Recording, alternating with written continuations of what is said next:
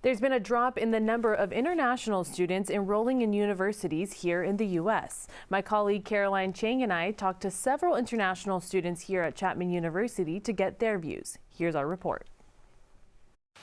There's been a recent decline in international students' enrollment all across the nation. What was once known as the golden standard for education has now become unattainable due to new challenges of obtaining student visas. Here at Chapman University, we talked to several international students who have shared their own experiences coming to learn of the States and their thoughts on the recent decline. You didn't know what was going to happen. You didn't know if you were even going to be able to get your visa. That's not fair at all. Because we're spending a fortune coming here. Those were just a few concerns international students at Chapman shared with us. According to AP News, there is a 17% decline in new students entering the U.S. for the first time. It's the steepest decrease since the pandemic. Julieta Garcias Burgos Palacios is a freshman at Chapman University. She says while she was fortunate to secure her visa, she knows that it wasn't the case for everybody. When the time came, I already had my appointment, and that was okay. But then in about March or April, they closed all the appointments in the entire world. This has never happened before for visas.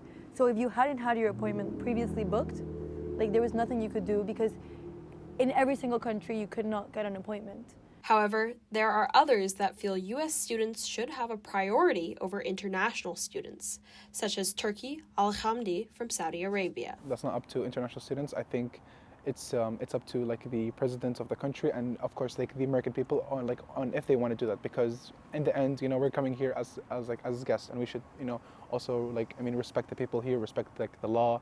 And despite if they want to have us here or not, we should, respect that by all means, of course. The decrease of international students affects more than just students wishing to come to the U.S.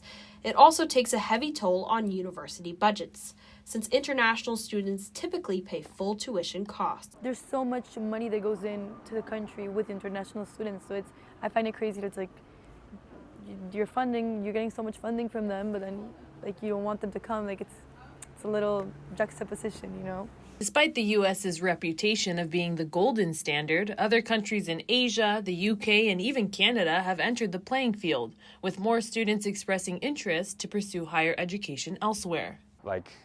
I heard, it's getting harder to apply for O1 visa or H1B visa after graduation. Maybe we should consider other choices. Japan is pretty good, or UK is pretty good. We should go there. They provide a better. It's easier to acquire for a working visa after graduation. Many schools have caught up to the standards of America, but of course, if we're talking about the best of the best in health, in technology, in film, for example, there's no place like the United States. Every international student we spoke to says they are afraid to go back to their home country during school breaks because they might not be allowed back into the U.S. I am so scared. I'm not even going back home this December, but I don't think it's fair that I have to miss out on so much back home, being scared that what if I'm not let back in. I've accepted it as it's the price to pay if I'm here. At the end of the day, most of the international students and their families believe the uncertainty is worth it. How our parents think and how we think when it comes to education in the U.S. is it's life-changing. Once you got here, you get the best education you can get, and every money you invested in will come back in return. This is Angela Hara and Caroline Chang for One Last Time, reporting for Chapman News.